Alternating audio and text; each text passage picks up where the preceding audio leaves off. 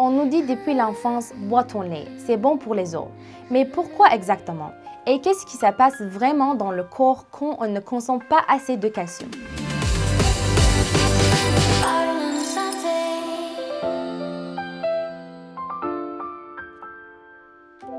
Bonjour, je m'appelle Seniha. Je suis étudiante en médecine à l'Université de l'Alberta.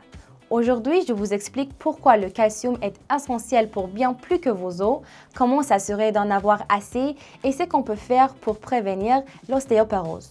Le calcium est l'un des minéraux les plus importants pour notre santé. Pourquoi? D'abord parce qu'il est le principal ingrédient utilisé pour construire des os solides.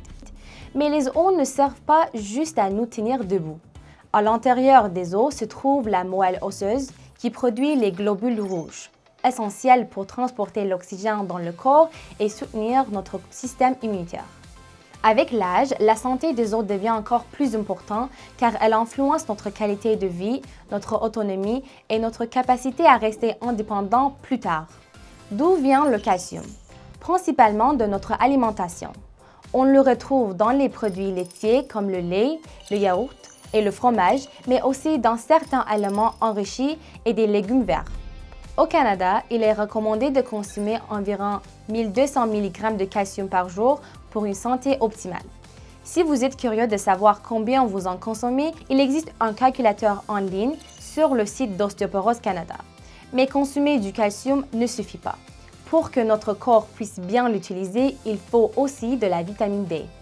La vitamine D permet à notre corps d'absorber le calcium au niveau de l'intestin.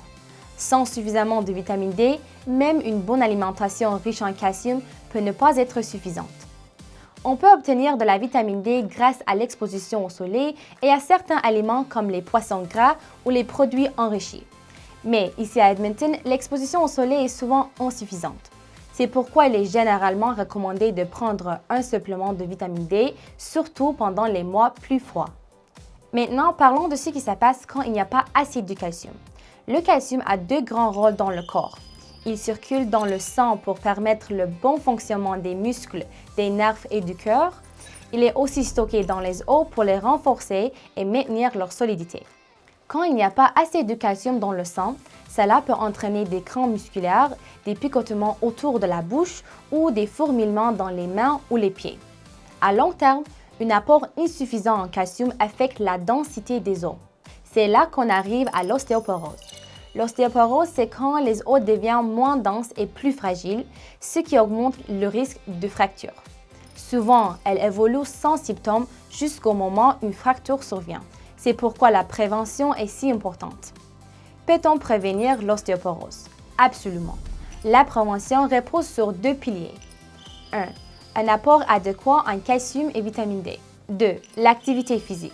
Les exercices de renforcement musculaire et les activités avec impact envoient un signal aux os pour devenir plus solides. Même quelque chose d'aussi simple que 10 sauts avec atterrissage ferme chaque matin peut contribuer à renforcer les os avec le temps. Je vous invite à calculer votre apport en calcium en utilisant le calculateur d'Ostéoporose Canada et à parler avec votre médecin de vos besoins en vitamine D. Les ressources affichées peuvent vous guider.